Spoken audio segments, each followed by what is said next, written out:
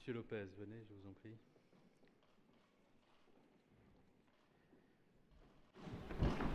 Bien, Monsieur le Président du Conseil national de la sécurité routière, Monsieur le délégué interministériel à la sécurité routière, Mesdames, Messieurs les Présidents, Mesdames, Messieurs. Depuis 1973, le nombre de morts sur la route baisse chaque année. Nous avions recensé cette année-là plus de 18 000 morts en France, victimes d'accidents de la route. Nous en sommes fort heureusement aujourd'hui très loin, et c'est heureux. En un peu plus de 40 ans, nous avons en effet divisé ce chiffre par 5, grâce à des politiques très volontaristes, visant à protéger et à responsabiliser les usagers de la route. En 2013, nous avions même atteint le plus bas niveau du nombre de morts sur la route depuis la mise en place des statistiques de la sécurité routière en 1948. Or, malheureusement, si l'on en croit les estimations de l'Observatoire national interministériel de la sécurité routière, si le mois de décembre dernier a lui aussi enregistré un recul sensible du nombre de tués sur la route de moins 9%, c'est-à-dire 28 vies épargnées en décembre 2014 par rapport au même mois de l'année 2013, pour autant, l'année 2014 a été marquée par une augmentation de la mortalité routière. Vous savez à quel point je tiens, sur tous les sujets, à la vérité, à la rigueur dans la communication des éléments statistiques, qu'ils soient bons ou moins bons. Et au total, en 2014, c'est 3 388 personnes qui ont malheureusement perdu la vie sur les routes de France, ce qui représente une augmentation de 3,7%, soit 120 morts de plus qu'en 2013. Ces résultats ne sont pas à la hauteur de ce que je souhaite, c'est la raison pour laquelle nous devons prendre des mesures. Certes, depuis que nous enregistrons le nombre de victimes d'accidents de la route, 2014 n'est pas une année aussi sombre que l'on pourrait le croire. Elle est en réalité la deuxième moins mauvaise année après 2013. Pour autant, je veux encore une fois devant vous être extrêmement clair, les chiffres 2014 ne sont pas ceux qu'on était en droit d'attendre. Ils ne sont pas à la hauteur des objectifs que nous nous étions fixés. Les piétons et les cyclistes sont les plus touchés par cette augmentation de la mortalité routière de l'ordre de 8%. Celle-ci n'épargne pas non plus les cyclomotoristes, plus 6%, ni les automobilistes, plus 3%, ni même, certes dans une moindre mesure, les usagers des poids lourds, plus 1%. Quelques chiffres, cependant, nuancent le tableau. La mortalité frappant la catégorie des motocyclistes, préoccupante depuis de nombreuses années, connaît en effet une très légère baisse de l'ordre de 1%. De même, on constate qu'il y a eu en 2014 moins de jeunes de 18-24 ans tués sur les routes, moins 8%, même si nous avons dû déplorer cette année encore beaucoup trop d'accidents dramatiques les concernant. L'année qui vient de s'achever est également marquée par une augmentation des accidents corporels, plus 1,7%, comme du nombre de blessés, plus 2,5%. S'il n'est pas surprenant que l'on se focalise d'abord sur le nombre de tués, il ne faut pas pour autant oublier les blessés de la route, et notamment les blessés graves. Si l'on en croit les chiffres présentés lors de la dernière séance plénière du Conseil national de la sécurité routière le 8 décembre dernier, les blessés graves seraient en effet environ 35 000 chaque année, selon la nouvelle définition européenne en vigueur. Il nous faut leur accorder une place encore plus importante dans notre politique globale de sécurité routière. Il y a bien des raisons qui expliquent qu'en 2014, une telle augmentation du nombre de tués et de blessés sur les routes. Ces explications ne doivent pas servir d'excuse, car derrière les chiffres, il y a des vies, il y a des familles brisées, il y a des drames souvent irréparables. En tant que ministre de l'Intérieur, il est de ma responsabilité de veiller à la sécurité, et notamment à la sécurité routière de tous nos concitoyens sur l'ensemble du territoire national. C'est la raison pour laquelle j'ai annoncé, dès le mois de décembre 2014, un plan d'action offensif, ambitieux, cohérent, destiné à lutter contre toutes les causes de l'insécurité routière. Ce plan n'est pas un solde de tout compte, car si l'on veut atteindre l'objectif ambitieux que nous nous sommes fixés pour l'horizon 2020, il faudra en permanence prendre des mesures et être en situation de les évaluer rigoureusement, de manière à ce que nous puissions adapter nos dispositifs et faire en sorte que l'efficacité et la seule efficacité nous guident, même si j'ai bien conscience qu'il est parfois difficile de mesurer rapidement l'efficacité de mesures, qu'il peut nécessiter du temps pour être convaincu que les bonnes solutions ont été arrêtées. Comme vous le constaterez, ce plan vise sur tous les leviers qui sont à notre disposition à agir afin de lutter le plus efficacement possible contre l'insécurité routière et ainsi sauver toujours plus de vies. Bien sûr, notre action doit associer éducation, prévention et répression. Il n'y a aucune raison pour que l'insécurité routière ne recule pas de façon durable dans notre pays. En la matière, nous ne sommes pas condamnés à la fatalité. Aussi, nous maintenons notre objectif, moins de 2000 personnes tuées sur les routes d'ici 2020. Cet objectif est ambitieux, bien sûr, à l'image du plan, mais c'est en se fixant de tels objectifs et en faisant tout pour les atteindre que nous réussirons à faire reculer le nombre de tués et de blessés sur les routes. Pour atteindre cet objectif, nous devions d'abord faire évoluer les méthodes sur lesquelles le plan d'action pour la sécurité routière doit s'appuyer. Les mesures que je propose ne peuvent en effet être efficaces que si l'analyse qui les précède et qui m'a conduit à les prendre repose sur un constat précis. Il est très important à cet égard que les causes des accidents soient parfaitement identifiées et analysées. Cela n'a pas été suffisamment le cas jusqu'à présent, puisque 40% des accidents mortels n'entraient dans aucune des catégories que nous utilisions. C'est la raison pour laquelle j'ai demandé que la grille des causes d'accidents, sur laquelle nous fondons notre analyse, soit enrichie et précisée. Celle-ci compte désormais 14 critères et non plus 5, comme c'était le cas jusqu'à présent. Par ailleurs, nous mettons en place des outils de pilotage à l'échelle du département qui permettront au préfet d'avoir constamment une vision claire de l'emploi des moyens spécialisés que nous mobilisons pour lutter contre l'insécurité routière. C'est ainsi que nous permettrons à l'action des forces de sécurité de gagner en efficacité dans les territoires. Je pourrai quant à moi évaluer avec précision les effets que ne manqueront pas d'avoir les mesures que nous prenons, ainsi que leur mise en œuvre à l'échelle locale afin de les adapter sans attendre et si c'est nécessaire. Le plan d'action que je vous présente aujourd'hui comprend très exactement 26 mesures que nous avons élaborées de façon pragmatique, le plus possible en concertation avec les autres ministères concernés, justice, défense nationale, éducation nationale, santé et transport. Certaines d'entre elles seront immédiatement appliquées ou dans un délai extrêmement court. D'autres le seront après avoir été affinées au terme d'un dialogue, une volonté de co-construction avec les collectivités locales, gestionnaires d'une partie importante du réseau routier et susceptibles à ce titre d'être à l'initiative sur plusieurs mesures, avec bien sûr l'appui bienveillant des services de l'État. Ce plan de 26 mesures se décline à partir de 4 axes forts. Premier axe, sensibiliser, prévenir, former. Deuxième axe, protéger les plus vulnérables. Troisième axe, lutter contre les infractions graves. Quatrième axe, sécuriser les infrastructures. Première orientation, donc, sensibiliser, prévenir et former. Pour être efficace, l'action que nous menons en matière de sécurité routière doit s'appuyer impérativement et davantage sur l'éducation et la prévention. L'école joue bien sûr un rôle important dans la transmission des bonnes pratiques.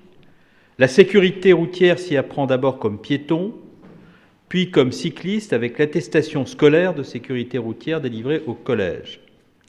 À partir de la prochaine rentrée, nous introduirons une demi-journée de sensibilisation dans les lycées et dans les centres de formation d'apprentis, tandis qu'un module spécifique sera également inscrit dans le programme des journées de défense et de citoyenneté, suivies par les jeunes dans leur 18e année. Les enquêtes le montrent d'ores et déjà, ce qu'il apprend comme piéton, l'enfant, l'adolescent le reproduira naturellement plus tard comme automobiliste. C'est là une première mesure. Former, sensibiliser, éduquer tout au long du parcours scolaire de l'école primaire jusqu'au lycée, sans omettre la journée de citoyenneté. Par ailleurs, en juin dernier, j'ai initié une modernisation de l'enseignement de la conduite qu'il faut poursuivre. Nous allons ainsi mettre en place des modules spécifiques consacrés aux risques au volant et à la gestion des situations complexes. L'apprentissage de la conduite ne se limite pas, en effet, au bachotage du code de la route. Les mesures prises pour développer l'apprentissage anticipé de la conduite sont d'ores et déjà appliquées. Depuis le 2 novembre dernier, les jeunes y ont accès dès l'âge de 15 ans et peuvent passer l'épreuve pratique B dès 17 ans et demi. Ils peuvent également passer le code, pour ceux qui s'engagent dans la conduite accompagnée, dès l'âge de 15 ans. Une campagne de communication a été lancée pendant 3 semaines en novembre pour faire connaître ces nouvelles dispositions dont j'observe qu'elles ont été bien accueillies par les premiers concernés ainsi que par leurs familles. Je veux ici insister sur le fait que dans les pays qui ont engagé la conduite accompagnée, le coût du permis de conduire est de 50% inférieur pour les jeunes à ce qu'il est dans les pays qui n'ont pas encore développé cette modalité. Par ailleurs, lorsque la conduite accompagnée est développée, le niveau d'accident chez les primo-conducteurs est de 18% environ inférieur à ce qu'il est dans les pays où ce dispositif n'a pas été engagé. Pour les jeunes, le permis de conduire est souvent le permis de travailler. Permettre l'accession au permis de conduire des publics les plus jeunes à un coût qui soit le plus bas possible, avec des délais qui soient les plus brefs possibles, avec la garantie que la formation aura été suffisamment forte dès le plus jeune âge pour que les bonnes pratiques soient intégrées le plus tôt possible, est bien la volonté du gouvernement. Et je veux insister encore une fois sur le fait qu'en mettant en place cette mesure, nous avons souhaité aussi faire diminuer l'accidentologie parce que, encore une fois, la conduite accompagnée, l'apprentissage dès le plus jeune âge, le développement des bonnes pratiques dès l'origine fait que dans les premières années après que le permis de conduire a été obtenu, les accidents sont moins nombreux. Le Conseil national de la sécurité routière, dont je salue le président Armand Young et les membres du bureau ici présents, doit bientôt me faire des propositions sur la meilleure façon d'aider les jeunes à renforcer leur expérience de la conduite pendant la phase de permis probatoire. Les conducteurs ayant moins de 2 ans de permis sont impliqués dans 24% des accidents mortels ou corporels. Ce chiffre est important. Face à des situations difficiles, leur expérience encore limitée les pénalise gravement. Ils n'ont pas encore acquis tous les réflexes nécessaires et ils fatiguent d'autant plus vite que leur concentration est extrêmement mobilisée. Nous réfléchissons donc à des solutions permettant de mieux protéger les jeunes conducteurs. Notre objectif est de mieux protéger les jeunes conducteurs. Nous allons également développer des opérations de communication pour sensibiliser aux risques liés aux pratiques addictives et à l'utilisation du téléphone, appels téléphoniques, mais aussi rédaction de SMS, d'emails sur les smartphones, la création d'un site Internet du Conseil national de la sécurité routière contribuera considérablement à cet effort. Comme l'ont demandé certaines associations, nous allons également faire en sorte de rétablir certaines vérités lorsque des idées fausses circulent dans le débat public. Je sais que c'est une idée qui tient à cœur de la présidente Chantal Perrichon. Elle a raison. Beaucoup de fausses idées circulent concernant la sécurité routière qui appellent une information précise, juste, rigoureuse. Un espace dédié à cet effort de clarification et de pédagogie sera ouvert sur le site de la délégation à la sécurité routière. J'en porte d'ailleurs le projet. J'en profite pour saluer le préfet Lopez, délégué interministériel à la sécurité routière, qui s'engagera dans ce projet et le fera vivre dans les meilleurs délais. J'en viens maintenant aux mesures que nous prenons pour lutter contre les comportements à risque. S'agissant de la lutte contre l'alcool au volant, qui est un sujet important, sur lequel il faut mobiliser les primo-conducteurs, nous allons abaisser le taux légal d'alcoolémie de 0,5 g par litre de sang à 0,2 g pour tous les conducteurs novices, ceux qui viennent de passer leur permis de conduire, mais ceux aussi qui sont appelés à le repasser. Il s'agit là d'une mesure puissamment éducative que nous mettons en œuvre à titre expérimental et dont nous mesurerons les effets dans le cadre de la politique constante d'évaluation des mesures que nous prenons et qui doit nous permettre d'ailleurs aussi de refonder notre relation avec le Conseil national de la sécurité routière. Cette mesure, elle s'inscrit dans la continuité du parcours de sensibilisation des conducteurs novices, mais aussi des jeunes conducteurs que j'évoquais à l'instant. Chaque exploitant de débit de boissons autorisé à fermer entre 2h et 7h du matin devra par ailleurs mettre effectivement à disposition des consommateurs des dispositifs d'autocontrôle, comme le Code de la santé publique l'impose déjà. Nous veillerons à ce que ce soit bien le cas. Les débits de boissons qui ne respectent pas la règle encourront une sanction administrative et leur autorisation de fermeture tardive, voire de vente d'alcool, pourra être retirée. Nous voulons, c'est le deuxième axe, protéger les plus vulnérables. J'évoquais le travail que nous devons mener avec les maires et les collectivités territoriales afin que la circulation des piétons, des deux roues, soit plus sûre, mais pas seulement. La circulation aussi de tous ceux qui, en automobile, en vélo, peuvent circuler dans les villes. Nous allons donc, avec l'Association des maires de France, améliorer la sécurité des piétons dans les villes et les villages. Il n'est pas acceptable, par exemple, que des parents qui promènent leur enfant dans une poussette soient obligés de descendre du trottoir sur la chaussée parce qu'un véhicule s'est mal garé en contravention avec toutes les règles qui pourtant devraient prévaloir. De même, il est important que les piétons soient vus par les automobilistes lorsqu'ils s'engagent sur les passages piétons. C'est dans cet esprit que nous avons arrêté plusieurs mesures du plan. Par ailleurs, le déploiement des radars feux rouges sera l'occasion de mettre en place des fonctionnalités supplémentaires.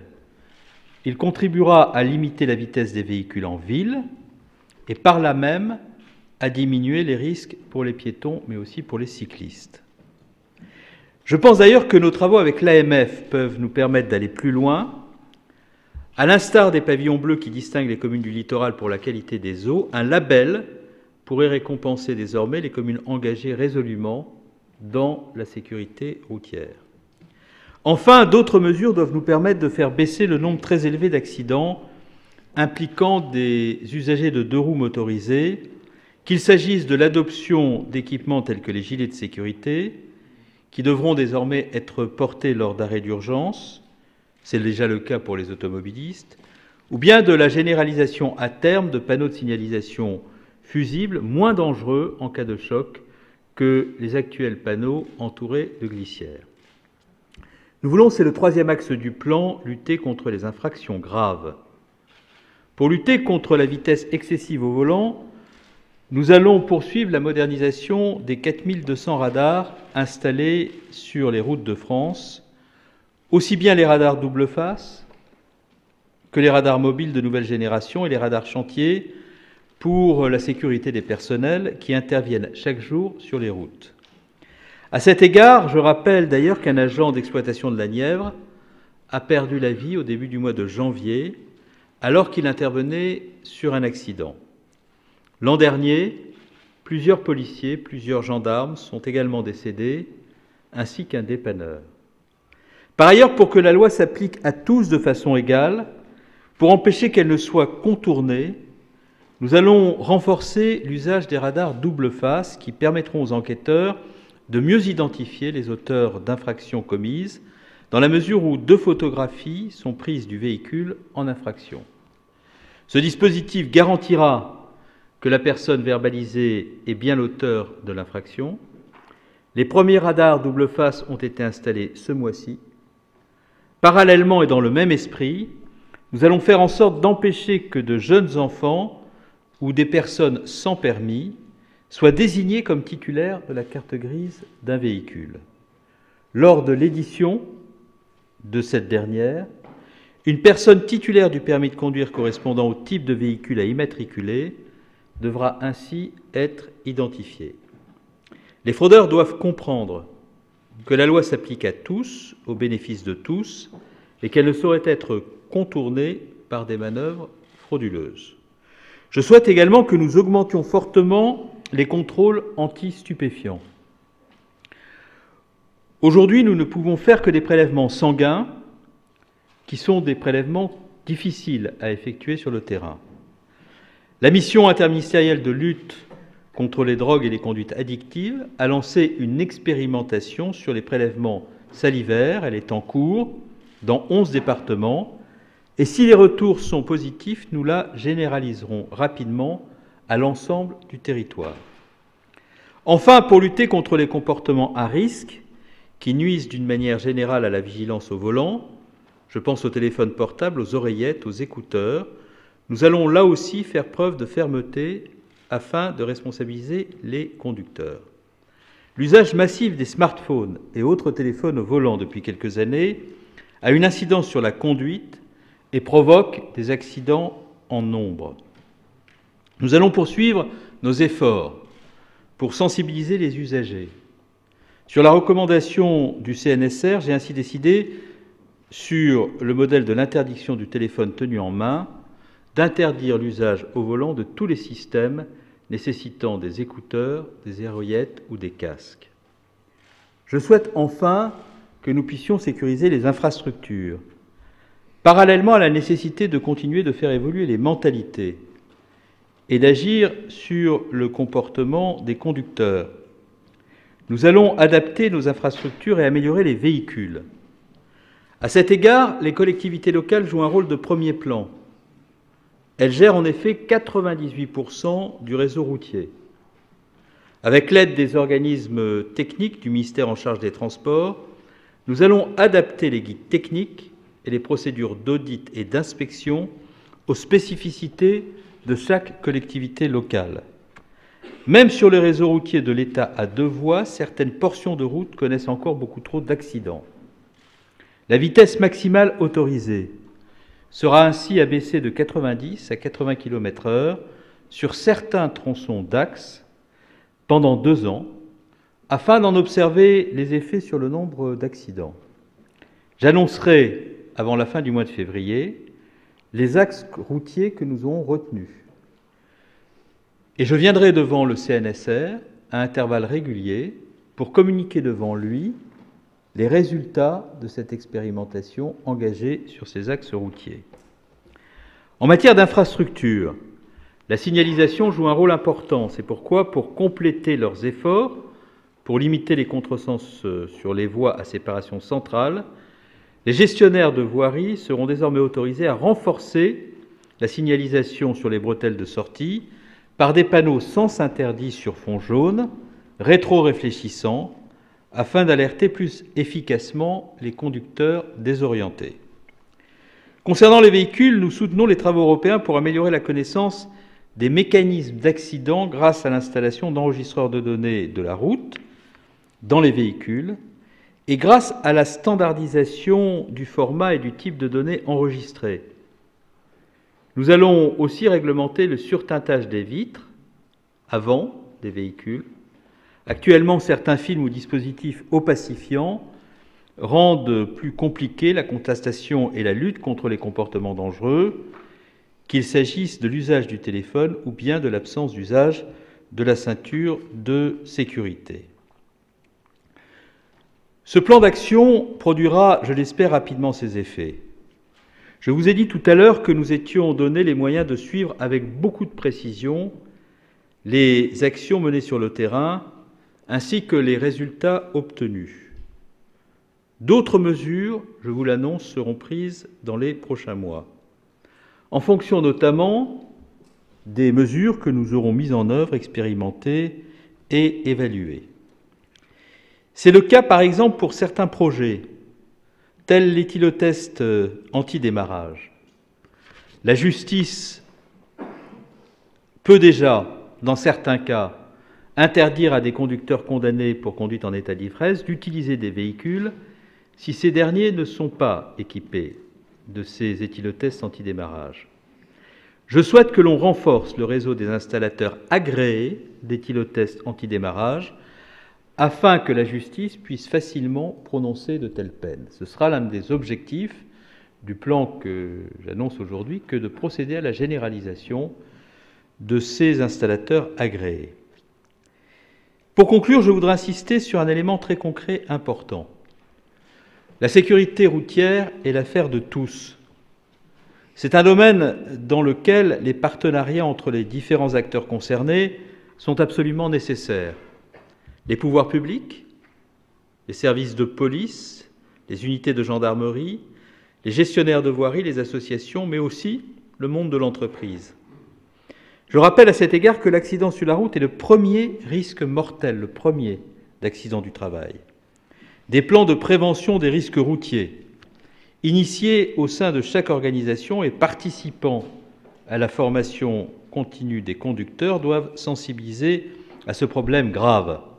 Ils doivent notamment permettre de trouver des parades concrètes à l'usage du téléphone au volant. Je voudrais, pour terminer, rendre hommage à la qualité des réflexions menées par le Conseil national de la sécurité routière depuis novembre 2012, date à laquelle il a été relancé par mon prédécesseur Manuel Valls. Bon nombre des mesures figurant dans ce plan reprennent des préconisations du CNSR, dont je veux remercier à nouveau tous les membres, ainsi que le président Armand Young. D'autres propositions du CNSR n'y figurent pas. Il y figure même des propositions que le CNSR n'avait pas formulées.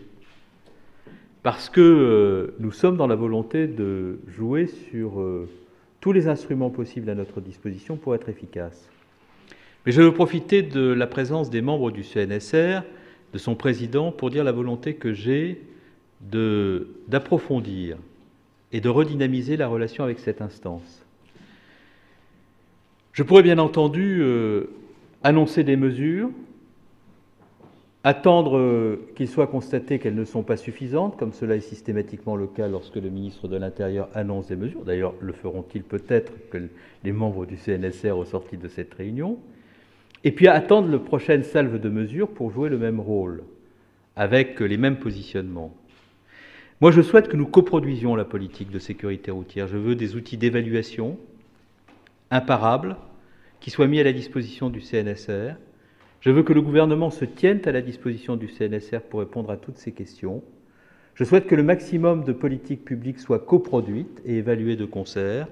Et je souhaite que nous puissions tenir compte, sur la base de cette évaluation constante, des propositions du CNSR, parce que la sécurité routière n'atteindra ses objectifs que dès lors que nous serons en situation de prendre en permanence un ensemble de mesures pertinentes, qui ne sont pas là simplement pour nous satisfaire d'avoir fait des annonces et nous donner bonne conscience, mais qui doivent être, ces annonces-là, pour être efficaces et donner des résultats.